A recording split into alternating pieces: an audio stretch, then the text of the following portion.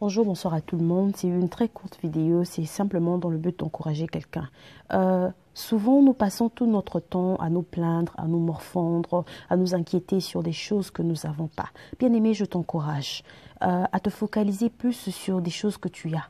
Essaie d'apprécier un peu ce que tu as, le souffle de vie que tu as, la bonne santé que tu as, la famille que tu as, le travail que tu as.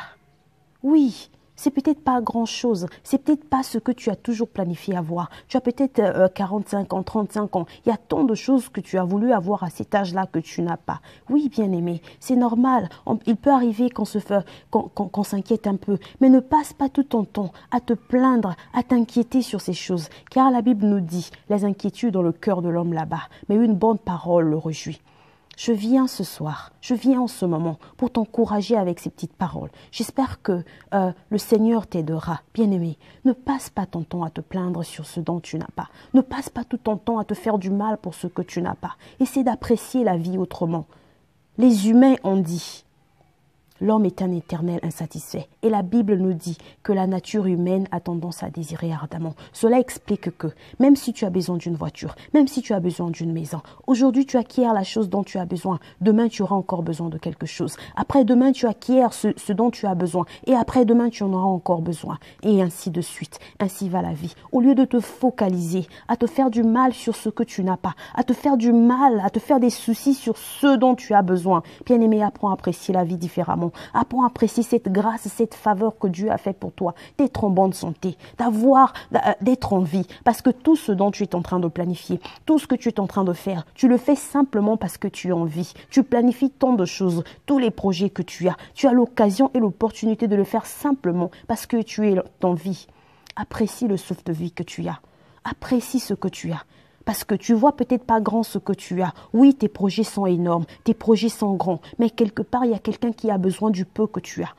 Quelque part, il y a quelqu'un qui a besoin d'avoir ne fût-ce que le 1/4, le 1/10 de ce que tu as.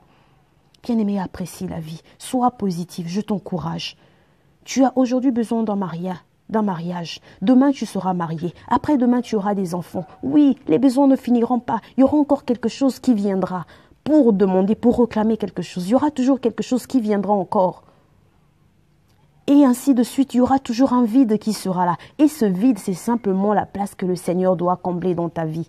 Ne passe pas tout ton temps à te faire des soucis, à t'inquiéter sur ce que tu n'as pas. Cela ne veut pas dire qu'il faut être paresseux. Non, pas du tout. Mais ne passe pas tout ton temps à te faire des soucis, à vivre dans les inquiétudes. Parce que je n'ai pas le mariage, parce que je n'ai pas le travail, parce que je ne suis pas allé à l'étranger, parce que je n'ai pas telle ou telle chose. Bien-aimé, tu te fais du mal toi-même. Tu te détruis.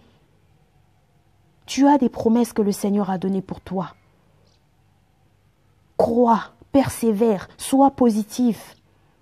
Le Seigneur viendra, il accomplira ses promesses. Parce qu'il dit dans sa parole qu'il veille sur sa parole pour l'accomplir et l'exécuter. Dieu n'a jamais donné une promesse auquel il n'a pas accompli. Il accomplira cette promesse, même si cela tarde. Attends cette promesse. La promesse s'accomplira et elle s'accomplira certainement, comme nous le dit le livre d'Habakkuk. Bien-aimé, je t'encourage. Je crois que cette vidéo t'a fait du bien quelque part.